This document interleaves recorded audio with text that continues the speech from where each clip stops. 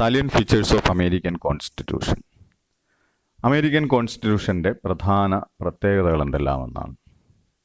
അപ്പോൾ the present constitution of United States of America was adopted at, നമുക്കെല്ലാവർക്കും അറിയാവുന്നതുപോലെ തന്നെ, ദ ഫിലാഡൽഫിയ കൺവെൻഷൻ.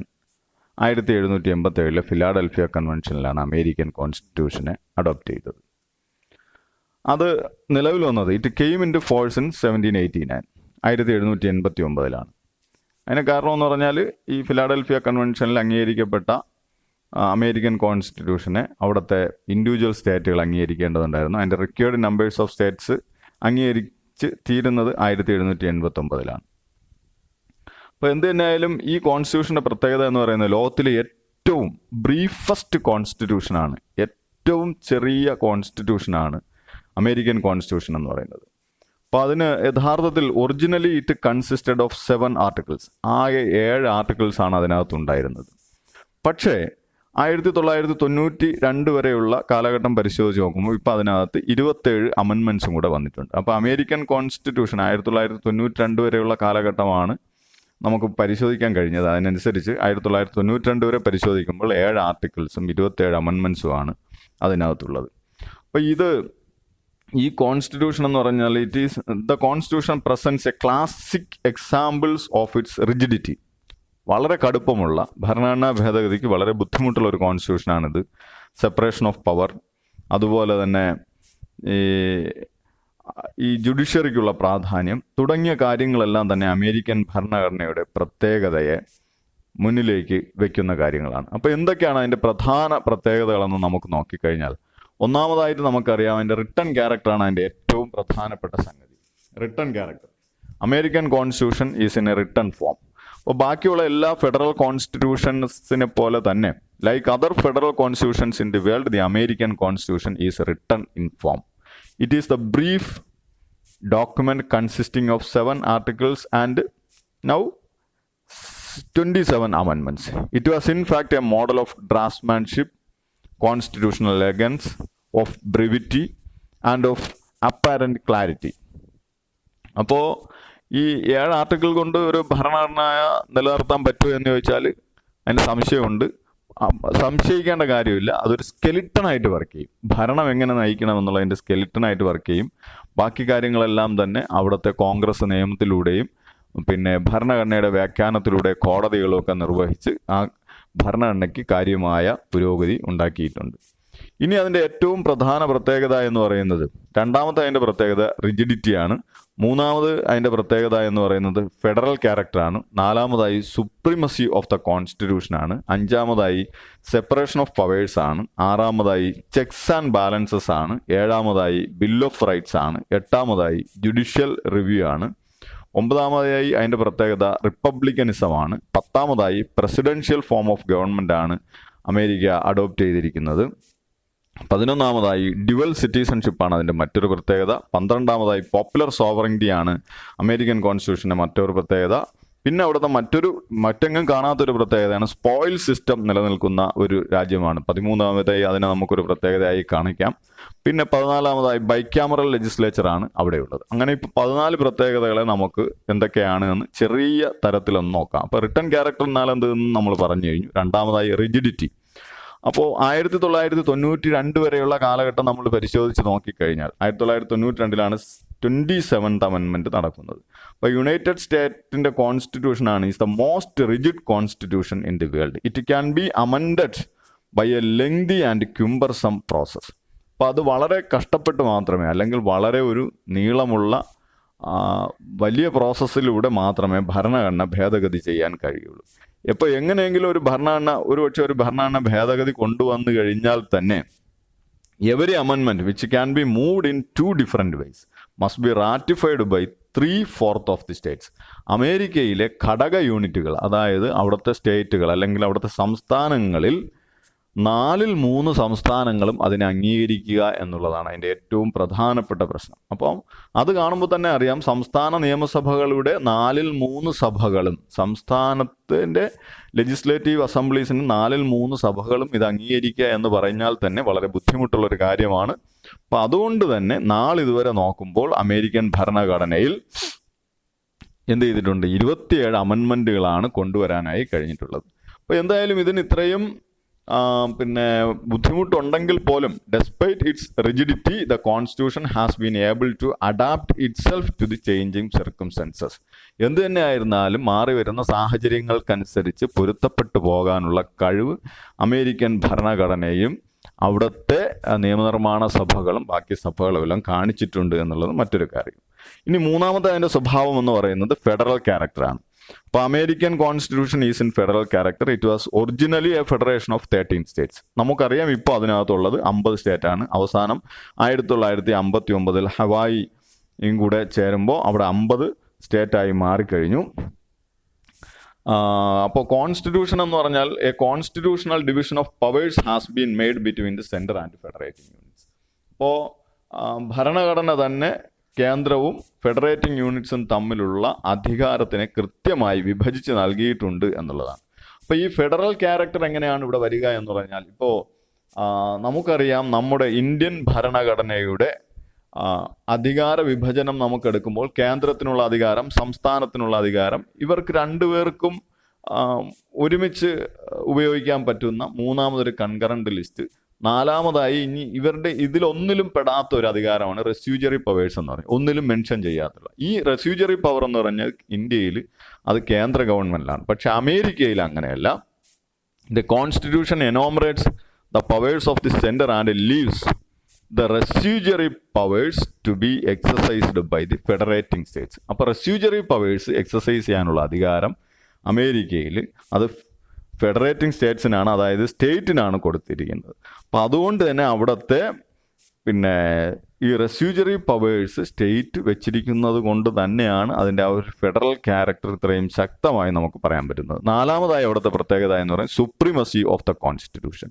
അപ്പോൾ സുപ്രീമസി ഓഫ് ദ കോൺസ്റ്റിറ്റ്യൂഷൻ എന്ന് പറഞ്ഞാൽ നമുക്കറിയാം constitution is the supreme law of the land. അപ്പോൾ രാജ്യത്തിലെ ഏറ്റവും പ്രധാനപ്പെട്ട നിയമം എന്ന് പറയുന്നത് കോൺസ്റ്റിറ്റ്യൂഷൻ ആയിരിക്കും. Neither the centre nor the States can over ride it. അപ്പോൾ കേന്ദ്രത്തിനോ അല്ലെങ്കിൽ സംസ്ഥാനങ്ങൾക്കോ അതിനെ മറികടന്ന് പോകാനുള്ള പറ്റൂല. അപ്പം ഏതെങ്കിലും ഒരു നിയമം, a law or an executive order, executive action അല്ലെങ്കിൽ ഓർഡർ, അത് ഭരണഘടനയ്ക്ക് എതിരാണ് എങ്കിൽ അതിനെന്ത് ചെയ്യും? It can be declared unconstitutional and invalid by the American Supreme Court. അതിനെ അമേരിക്കൻ സുപ്രീം കോർട്ട് അസാധുവായി പ്രഖ്യാപിക്കും. ഇനി അമേരിക്കൻ കോൺസ്റ്റിറ്റ്യൂഷൻ്റെ വളരെ പ്രധാന പ്രത്യേകതയാണ് സെപ്പറേഷൻ ഓഫ് പവേഴ്സ്, അധികാര വിഭജനം എന്നാൽ എന്ത് എന്നുള്ളതാണ്. അപ്പോൾ American constitution is based on the doctrine of separation of powers. അപ്പോൾ ഈ സെപ്പറേഷൻ ഓഫ് പവേഴ്സ് എന്ന് പറയുന്ന സംഗതി കൊണ്ടുവന്ന ആരാണെന്നില്ല നമുക്കറിയാവുന്നതുപോലെ അത് മൊണ്ടസ്ക്യൂ ആണ് കൊണ്ടുവന്നത്. മൊണ്ടസ്ക്യൂ എന്ന് പറയുന്ന അമേരിക്കയിലുള്ള ഒരാളല്ല. എന്നിരുന്നാൽ പോലും ഈ സെപ്പറേഷൻ ഓഫ് പവേഴ്സ് അമേരിക്കൻ കോൺസ്റ്റിറ്റ്യൂഷൻ്റെ വളരെ പ്രധാനപ്പെട്ടതാണ്. There is no direct statement of the doctrine of separation of powers in the American constitution. എന്നിരുന്നാലും however the 3 wings of administration, the executive, the legislature and judiciary are interdependent and cannot be separated entirely in the interest of good government. Yet an attempt has been made in the American Constitution to separate them as much as possible. അപ്പോൾ ഒരു രാജ്യത്തിലെ government പ്രവർത്തിക്കുന്നതിന് ആരൊക്കെ? എക്സിക്യൂട്ടീവും ലെജിസ്ലേച്ചറും ജുഡീഷ്യറിയും തമ്മിൽ പരസ്പര സഹകരണം അത്യാവശ്യമാണ്. എന്നിരുന്നാലും അമേരിക്കൻ ഭരണഘടനയിൽ ഇവരെ 3 പേരും സെപ്പറേറ്റ് ആയിട്ട് നിലനിർത്താൻ വേണ്ടി പരമാവധി ശ്രമിച്ചിട്ടുണ്ടെന്നുള്ളത് വസ്തുതയാണ്. അപ്പോൾ അവിടുത്തെ ലെജിസ്ലേറ്റീവ് ഓർഗാൻ എന്ന് പറയുന്നത് കോൺഗ്രസ് ആണ്. അവിടുത്തെ എക്സിക്യൂട്ടീവ് ഓർഗാൻ എന്ന് പറയുന്നത് പ്രസിഡന്റ് ആണ്. അതുപോലെ തന്നെ അവിടുത്തെ ജുഡീഷ്യറി നമുക്കറിയാം, ഫെഡറൽ കോർട്ടുണ്ട്. ഇനി ഈ എക്സിക്യൂട്ടീവിനെ തിരഞ്ഞെടുക്കുന്നത് ആരാണ്? എക്സിക്യൂട്ടീവിനെ തിരഞ്ഞെടുക്കുന്നത് he selected by the people and has nothing to do with the Congress. അപ്പോൾ പ്രസിഡന്റിനെ തിരഞ്ഞെടുക്കുന്നത് ജനങ്ങളാണ്. ഈ പ്രസിഡന്റിന് അവിടുത്തെ കോൺഗ്രസുമായി യാതൊരുവിധ ബന്ധവുമില്ല. ഇന്ത്യയിൽ അങ്ങനെയല്ല. ഇന്ത്യയിൽ പ്രസിഡന്റിന് പാർലമെന്റുമായി ചില ബന്ധങ്ങളുണ്ട്. പാർലമെന്റിൽ അദ്ദേഹത്തിന് വരേണ്ടി വരും. അല്ലെങ്കിൽ തന്നെ അദ്ദേഹത്തിനെ തിരഞ്ഞെടുക്കുന്നത് ആരാണ്? പാർലമെന്റിലെയും നിയമസഭയിലെയും അംഗങ്ങൾ ചേർന്നാണ്. ഇവിടെ ജനങ്ങൾ നേരിട്ടാണ് പ്രസിഡന്റിനെ തിരഞ്ഞെടുക്കുന്നത്. എന്ന് മാത്രമല്ല, ഇവിടുത്തെ president he enjoys a fixed tenure of 4 years and is not a member of Congress and cannot be removed by vote of no confidence before the expiry of his tenure of office. അപ്പോൾ അദ്ദേഹത്തിന് 4 വർഷത്തേക്കാണ് തിരഞ്ഞെടുക്കുന്നത്. അങ്ങേര് കോൺഗ്രസിലെ മെമ്പറല്ല എന്ന് മാത്രമല്ല, അദ്ദേഹത്തിന് vote of no confidence, അവിശ്വാസ പ്രമേയം കൊണ്ടുവന്ന് കാലാവധിക്ക് മുമ്പ് പുറത്താക്കാൻ കഴിയുകയില്ല എന്നുള്ളതാണ്. നമ്മുടെ പ്രധാനമന്ത്രി അങ്ങനെയല്ല, അവിശ്വാസ പ്രമേയം കൊണ്ടുവന്ന് പുറത്താക്കാൻ വേണ്ടി പറ്റും. He does not participate in debates nor can he dissolve the Congress. അതുപോലെ തന്നെ അദ്ദേഹത്തിന് കോൺഗ്രസിലെ ഡിബേറ്റ്സിൽ പങ്കെടുക്കാൻ വേണ്ടി പറ്റൂല എന്നതുപോലെ തന്നെ nor can he dissolve the Congress. അപ്പം അദ്ദേഹത്തിന് കോൺഗ്രസിന് പിരിച്ചുവിടാൻ പറ്റാത്തതുപോലെ തന്നെ അദ്ദേഹത്തിന് കോൺഗ്രസിനെയും പിരിച്ചുവിടാൻ പറ്റില്ല. Both are independent of each other. അപ്പോൾ അവിടുത്തെ കോൺഗ്രസ് എന്ന് പറയുന്നത് പാർലമെന്റാണ്, അത് ഈച്ച് അതർ. അത് രണ്ടുപേരും പരസ്പരം സ്വതന്ത്രമായി നിൽക്കുന്നു എന്നുള്ളതാണ്. ഇനി ഇവരുടെ രണ്ടുപേരുടെയും പ്രവർത്തനങ്ങൾ, അതായത് അവിടുത്തെ കോൺഗ്രസിന്റെയും പ്രസിഡന്റിന്റെയും പ്രവർത്തനങ്ങളെ പോലെ തന്നെ മൂന്നാമതായിട്ടുള്ള അവിടെ ഗവൺമെന്റ് ഓർഗാനായ ജുഡീഷ്യറി എന്ന് പറയുന്നത് the supreme court heads the federal judiciary and enjoys freedom in its work. അപ്പോൾ സുപ്രീം കോടതി ഇവരിൽ നിന്ന് സ്വതന്ത്രമായാണ് പ്രവർത്തിക്കുന്നത്. However the separation of powers in actual practice has been limited to a very large extent. എന്ത് തന്നെ ആയിരുന്നാലും ഇതിനെ ചില തരത്തിൽ നിയന്ത്രിക്കപ്പെട്ടിട്ടുണ്ട്. അതെങ്ങനെയാണെന്ന് നമുക്കറിയാം. The president today controls the legislative policy. President ചില സമയങ്ങളിലെങ്കിലും ലെജിസ്ലേറ്റീവ് പോളിസീസിനെ നിയന്ത്രിക്കാറുണ്ട്. അതുപോലെ തന്നെ the president is impeachable by the Congress. അപ്പോൾ പ്രസിഡന്റ് വളരെ സ്വതന്ത്രനാണ് എന്ന് നമ്മൾ പറയുന്ന സമയത്ത് തന്നെ എന്തെങ്കിലും കുഴപ്പം കാണിച്ചാൽ അദ്ദേഹത്തിന് എന്തെങ്കിലും തെറ്റുപറ്റിക്കഴിഞ്ഞാൽ ഇംപീച്ച് ചെയ്യാനുള്ള അവസരം കോൺഗ്രസിനുണ്ട്. അതുപോലെ ഇവർ രണ്ടുപേരും ചെയ്യുന്ന പ്രവർത്തനങ്ങളിൽ ആരൊക്കെയാണ്, പ്രസിഡന്റോ അല്ലെങ്കിൽ കോൺഗ്രസോ ചെയ്യുന്ന പ്രവർത്തനങ്ങളിൽ എന്തെങ്കിലും വീഴ്ച വന്നാൽ അതിനെ പരിശോധിക്കാനുള്ള അധികാരം ആർക്കുണ്ട്? സുപ്രീം കോടതിക്കുണ്ട്. അതിനെയാണ് നമുക്ക് അടുത്ത പ്രധാനപ്പെട്ട ഒരു ക്യാരക്ടറായിട്ട് പരിശോധിക്കേണ്ടത് ചെക്സ് ആൻഡ് ബാലൻസസ് എന്ന് പറയും. ചെക്സ് ആൻഡ് ബാലൻസസ് എന്ന് പറയുന്നത് എന്താണെന്ന് നോക്കാം. The power of one organ were so devised as to exercise a check upon the powers of others.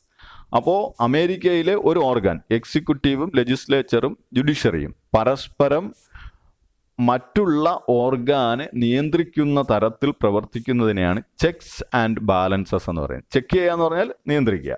എങ്ങനെയാണ് നിയന്ത്രിക്കുക? ആസ് ഫോർ എക്സാമ്പിൾ, ഒരു എക്സാമ്പിൾ നമുക്ക് നോക്കിക്കഴിഞ്ഞാൽ, the president can veto the bills passed by the Congress. പ്രസിഡന്റിന്റെ ഒപ്പോടുകൂടിയേ കോൺഗ്രസ് പാസ്സാക്കുന്ന നിയമമാവുള്ളൂ. അപ്പോൾ president വേണമെങ്കിൽ എന്ത് ചെയ്യാം? കോൺഗ്രസ് പാസ്സാക്കുന്ന നിയമങ്ങളെ വീറ്റോ ചെയ്യാനുള്ള അധികാരമുണ്ട്.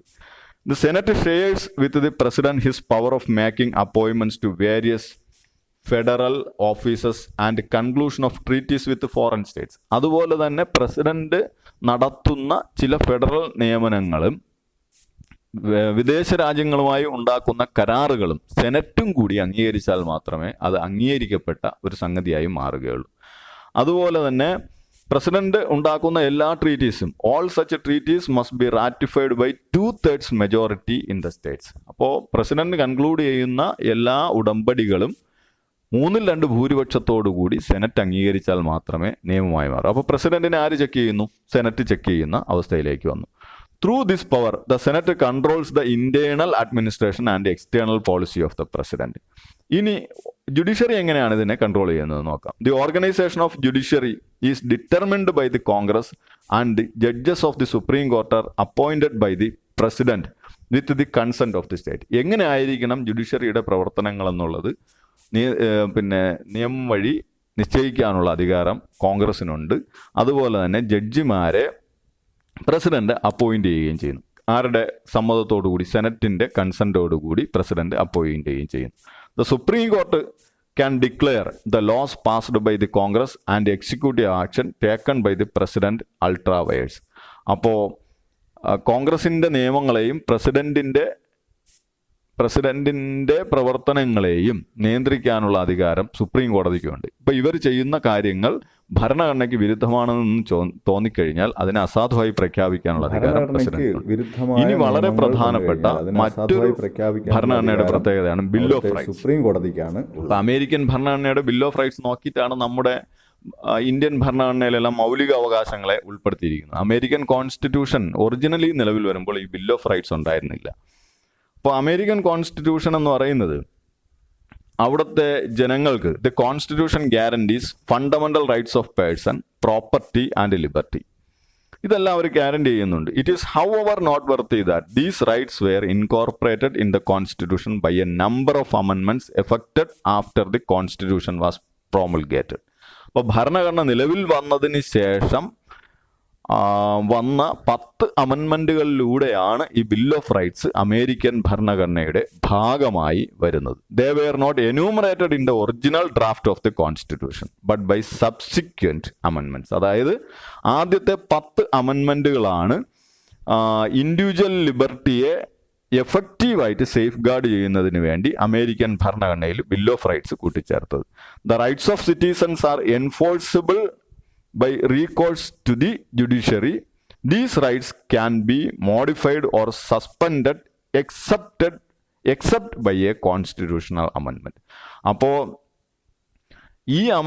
ഈ അവകാശങ്ങളെ, മനുഷ്യരുടെ അല്ലെങ്കിൽ അവിടുത്തെ പൗരന്മാരുടെ അവകാശങ്ങളെ കോടതി വഴി പുനഃസ്ഥാപിക്കാനും അല്ലെങ്കിൽ കോടതി വഴി എൻഫോഴ്സ് ചെയ്യാനും അധികാരമുണ്ട് എന്നുള്ളതാണ്. കാരണം ഭരണഘടനയിൽ പറഞ്ഞിരിക്കുന്ന സംഗതി ആയതുകൊണ്ട് ജുഡീഷ്യറിക്ക് ഇടപെട്ട് അതിനെ സേഫ് ഗാർഡ് ചെയ്യാൻ കഴിയും എന്നുള്ളത് വളരെ പ്രധാനപ്പെട്ട സംഗതിയാണ്.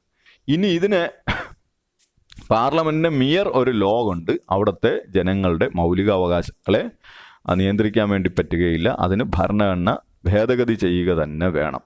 അപ്പോൾ ഏതൊക്കെ റൈറ്റാണ്? ഫ്രീഡം ഓഫ് സ്പീച്ച് ആയിക്കോട്ടെ, വർഷിപ്പ് ആയിക്കോട്ടെ, ഹേബിയസ് കോർപ്പസ് പോലുള്ള റൈറ്റ് ആയിക്കോട്ടെ, അതുപോലെ തന്നെ അൺറീസണബിൾ സെർച്ച് ആൻഡ് സീഷർ ആയിക്കോട്ടെ, ഇതെല്ലാം തന്നെ ഒരു ജസ്റ്റ് സൊസൈറ്റിയെ അടിസ്ഥാനമാക്കുന്ന തരത്തിൽ അവരുടെ ബിൽ ഓഫ് റൈറ്റ്സിൽ ഉൾപ്പെടുത്തിയിട്ടുള്ള അവകാശങ്ങളാണ്.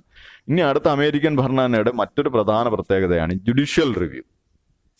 അപ്പോൾ ജുഡീഷ്യൽ റിവ്യൂ എന്ന് പറഞ്ഞാൽ നമുക്കറിയാം, the federal judiciary can declare any legislation or executive action null and void if the same is found to be inconsistent with the provision of the constitution. അപ്പോൾ American federal ജുഡീഷ്യറിക്ക് legislative ആക്ഷനോ അല്ലെങ്കിൽ executive ആക്ഷനോ ഭരണഘടനയുടെ പ്രൊവിഷനുകൾക്ക് വിധേയമല്ല എന്ന് കണ്ടാൽ അതിനെ null and വോയിഡായി പ്രഖ്യാപിക്കാനുള്ള, അസാധുവായി പ്രഖ്യാപിക്കാനുള്ള അധികാരമുണ്ട്. അതിനെയാണ് നമുക്ക് ജുഡീഷ്യൽ റിവ്യൂ എന്ന് പറയുന്നത്. അതുകൊണ്ട് തന്നെ judiciary thus acts as the guardian and custodian of the constitution. അപ്പോൾ ഭരണഘടനയുടെ സംരക്ഷകനായും ഭരണഘടനയുടെ കാത്തുസൂക്ഷിപ്പുകാരനായിട്ടും അവിടുത്തെ ജുഡീഷ്യറി പ്രവർത്തിക്കുന്നു എന്നുള്ളതാണ് ജുഡീഷ്യൽ റിവ്യൂ എന്നതുകൊണ്ട് അർത്ഥമാക്കേണ്ടത്. ഇനി റിപ്പബ്ലിക്കനിസം എന്ന് പറയാൻ നമുക്കെല്ലാം അറിയാം. അടുത്തത് റിപ്പബ്ലിക്കനിസമാണ് അമേരിക്കൻ ഭരണഘടനയുടെ മറ്റൊരു പ്രത്യേകത. ഇപ്പം യു കെയിൽ നമുക്കറിയാം, അവിടെ ആരാണ്? യു കെയിൽ രാജാവാണ് അല്ലെങ്കിൽ രാജ്ഞിയാണ് അവിടുത്തെ രാജ്യത്തിൻ്റെ തലവൻ. എന്നാൽ അമേരിക്കയിൽ അങ്ങനെയല്ല. The head of the state എന്ന് പറയുന്നത് അല്ലെങ്കിൽ പ്രസിഡന്റ് എന്ന് പറയുന്നത് as the elected head of the state അല്ലേ? അപ്പോൾ elected head of the state ആയതുകൊണ്ട് തന്നെ അമേരിക്ക ഒരു റിപ്പബ്ലിക് ആണ് എന്ന് പറയാം. USA is A republic with the president as the elected head of the state. അടുത്ത അവിടുത്തെ പ്രത്യേകത എന്ന് പറയുന്നത് പ്രസിഡൻഷ്യൽ ഫോം ഓഫ് ഗവൺമെന്റ് എന്നുള്ളതാണ്. Presidential form of government. Constitution provides for presidential type of government in USA. All executive powers are vested in the president. എല്ലാ അധികാരങ്ങളും, executive അധികാരങ്ങളും പ്രസിഡന്റിൽ കേന്ദ്രീകൃതമാണ്. The president is not constitutionally responsible to the congress in the manner in which the executive is responsible to the legislature in England or in India. അപ്പോൾ ഇംഗ്ലണ്ടിലെയോ ഇന്ത്യയിലെയോ പോലെ executive ലെജിസ്ലേച്ചറിനോട് കടപ്പെട്ടിരിക്കുന്നത് പോലെ അമേരിക്കയിൽ എക്സിക്യൂട്ടീവ് ലെജിസ്ലേച്ചറിനോട് കടപ്പെട്ടിരിക്കുന്നില്ല. അതുകൊണ്ട് തന്നെ അവിടെ പ്രസിഡൻഷ്യൽ ഫോം ഓഫ് ഗവൺമെന്റ് ആണ് നിലനിൽക്കുന്നത് എന്ന് നമുക്ക് പറയാം.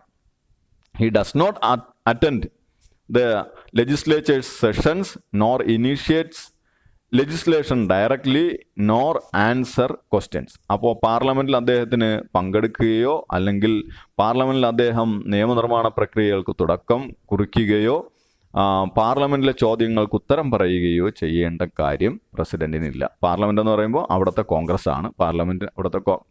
പാർലമെന്റിനെ കോൺഗ്രസ് എന്നാണ് അറിയപ്പെടുന്നത്. അതുപോലെ the Congress cannot remove him during the term of his office which is fixed for 4 years. കോൺഗ്രസിന് പ്രസിഡന്റിനെ അദ്ദേഹത്തിന്റെ 4 കൊല്ലത്തിനകത്ത് റിമൂവ് ചെയ്യാനുള്ള അധികാരമില്ല. അദ്ദേഹത്തിന് റിമൂവ് ചെയ്യുന്നതിന് പ്രത്യേക ഒരു